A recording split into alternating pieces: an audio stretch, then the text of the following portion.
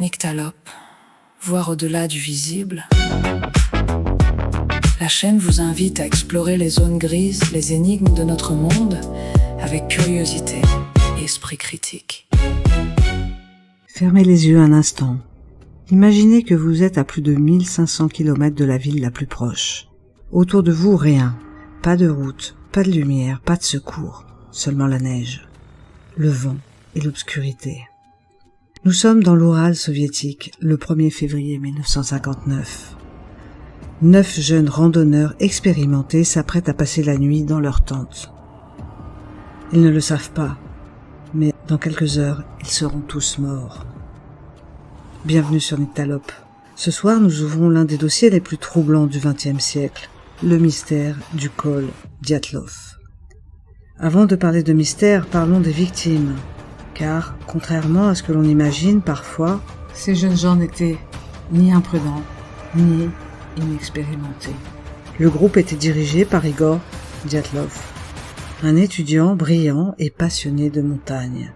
Avec lui, 8 compagnons, des sportifs, des étudiants, des aventuriers habitués aux conditions extrêmes. Leur objectif ? Traverser une région reculée des montagnes de l'Oural. Une expédition difficile, mais adaptée à leurs capacités. Tout se déroule normalement. Ils prennent des photos, écrivent dans leurs journaux, ils rient, s'amusent, placent même quelques blagues dans leurs notes. Alors rien, absolument rien, ne laisse présager qu'ils vivent leurs derniers jours. Arrive le 1er février. Le temps se dégrade. La visibilité diminue. Le groupe décide d'installer sa tente sur le flanc d'une montagne appelée Kholat Syakhl. Dans la langue du peuple Mansi, ça se traduit par la montagne des morts. Coïncidence ? Probablement. Mais avouez que pour une histoire comme celle-ci, le détail est troublant. Quelques semaines plus tard, les familles commencent à s'inquiéter. Les randonneurs auraient dû être entrés. Aucune nouvelle. Des équipes de secours sont envoyées et c'est là que l'histoire bascule. Les sauveteurs découvrent la tente, à moitié ensevelie sous la neige. Mais quelque chose attire immédiatement leur attention. La toile est déchirée, mais pas de l'extérieur, de l'intérieur. Comme si les occupants avaient cherché à fuir le plus vite possible. Réfléchissez à cela. Vous êtes à plusieurs centaines de kilomètres de toute aide, la température est proche de moins 30 degrés, votre tente est votre seule chance de survie. Dans quelle situation faudrait-il préférer affronter la mort certaine que de rester à l'intérieur ? Quelle situation rendrait préférable de sortir par moins 30 que de rester à l'intérieur ? Ça, c'est extrêmement troublant. Les empreintes retrouvées autour du campement montrent que les 9 randonneurs ont quitté la tente pas en courant, pas dans la panique totale, mais clairement dans l'urgence, comme si quelque chose les avait forcés à sortir. Le premier corps est retrouvé près d'un arbre, puis un deuxième, puis un troisième. Au fil des recherches, les découvertes deviennent de plus en plus étranges. Certains sont morts d'hypothermie, mais d'autres présentent des blessures difficiles à expliquer. Une cage thoracique écrasée, un crâne fracturé, des traumatismes comparables à ceux observés lors d'accidents de voiture. Et pourtant, aucune blessure externe majeure. Comme si une force immense avait agi sans laisser de traces visibles. Puis, les enquêteurs découvrent un détail qui va alimenter les théories les plus folles pendant des décennies. L'une des victimes n'a plus de langue. D'autres présentent des tissus manquants. Et certains vêtements contiennent des traces de radioactivité. À ce stade de l'enquête, les rumeurs vont bon train. Alors, que s'est-il passé cette nuit-là ? Pendant des années, les hypothèses ont circulé, des expériences militaires secrètes, des armes soviétiques, des ovnis. Oui, parce que depuis quelque temps dans le ciel, les gens ont pu observer des lumières oranges. Même la créature légendaire du Yéti. Oui, certains ont réellement envisagé cette possibilité. Mais lorsque l'on regarde les faits, plusieurs théories commencent à s'effondrer. L'attaque d'un animal, peu probable. Aucune trace de combat, aucune morsure, aucune poursuite. L'intervention d'un meurtrier ? Même problème. Pas de preuves, pas d'empreintes suspectes, pas de mobile évident. Des armes radioactives? Non, il a été reconnu que 2 des participants avaient travaillé dans un site nucléaire. Alors, les chercheurs modernes se tournent vers des explications plus rationnelles, et l'une d'elles revient souvent, l'avalanche, ou plus précisément une petite avalanche de plaques. Selon cette hypothèse, une masse de neige aurait menacé la tente. Le groupe aurait immédiatement évacué, pensant revenir quelques minutes plus tard, mais dans l'obscurité et le blizzard, ils auraient perdu leur orientation. Le froid aurait ensuite fait le reste. Cette théorie explique beaucoup de choses, mais pas tout, car certaines blessures restent difficiles à reproduire. Le peuple Mansi a été interviewé.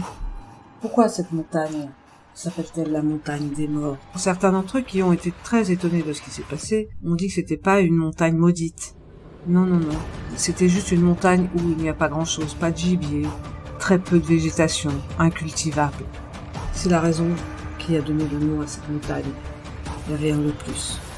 Et certains détails continuent de résister aux explications. Voilà ce qui rend l'affaire Dyatlov si fascinante. Nous ne sommes pas face à un mystère surnaturel. Nous sommes face à quelque chose de bien plus dérangeant. Un événement réel, documenté, enquêté, étudié pendant plus d'un demi-siècle. Et malgré cela, nous ignorons encore exactement ce qui s'est passé. Peut-être qu'une avalanche a effectivement déclenché la tragédie. Peut-être que l'explication est plus simple que nous l'imaginons. Des questions demeurent. Lorsque ces 9 jeunes gens, sportifs, aguerris, ont quitté leur tente cette nuit-là, qu'ont-ils vu? Qu'ont-ils entendu? Et pourquoi ont-ils estimé que rester était plus dangereux que de s'aventurer dans la nuit glaciale? Risquer l'hypothermie était moins dangereux que de rester dans la tente. Dans les semaines entourant le drame, plusieurs témoins signalent des sphères lumineuses orangées au-dessus de l'Oural. Personne ne sait vraiment ce qu'elles étaient. Phénomènes naturels, essais militaires secrets, ovnis, simple coïncidence. Autre élément troublant, le délai de recherche. Mais à l'époque, ce n'était pas si exceptionnel. Les secours ne sont donc pas envoyés très rapidement. Plusieurs jours passent avant le début des recherches. Pendant ce temps, la neige et le vent peuvent avoir effacé les indices importants. Les enquêteurs retrouvent aussi les appareils photos des randonneurs. Les dernières images montrent un groupe détendu, ils sourient. Rien ne semble anormal. Pourtant, l'un des derniers clichés est flou et difficile à expliquer. Cette photo est devenue l'un des symboles du mystère. Les journaux personnels racontent la même histoire.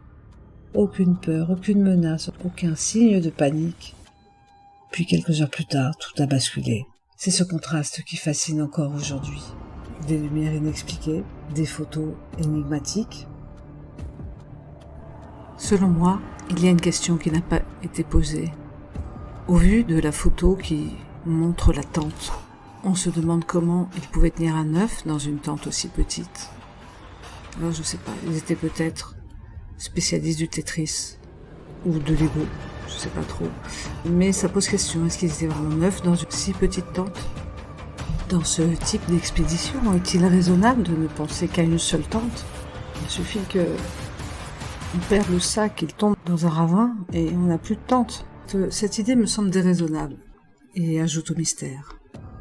Des questions sans réponse. Et puis surtout, ces 9 randonneurs qui ne sont jamais revenus. Pour conclure, on pourrait dire, nous aimons croire que chaque mystère a une réponse, qu'avec assez de temps, assez de preuves, assez de science, tout finit par s'expliquer. Mais la tragédie Dyatlov résiste encore. Non pas parce qu'il manque de données, au contraire. C'est parce que les données existent, mais ne s'emboîtent pas parfaitement. Une tente déchirée de l'intérieur, 9 personnes qui quittent le seul refuge possible dans un froid mortel. Des corps dispersés dans la neige, des blessures que la nature seule peine à expliquer complètement. Et au milieu de tout ça, une seule certitude. Cette nuit-là, quelque chose s'est produit sur cette montagne. Quelque chose assez fort pour pousser des randonneurs expérimentés à abandonner toute logique. Alors on peut parler d'avalanche, on peut parler de froid, de malchance, mais il reste toujours cette sensation étrange, celle d'un détail qui manque, d'une pièce du puzzle qui n'a jamais été retrouvée. Peut-être que nous ne le saurons jamais, et c'est précisément pour cette raison que le col de Dyatlov continue de nous hanter. Merci d'avoir écouté, et souvenez-vous, certaines histoires ne livrent jamais tous leurs secrets. À bientôt sur Nyctalope.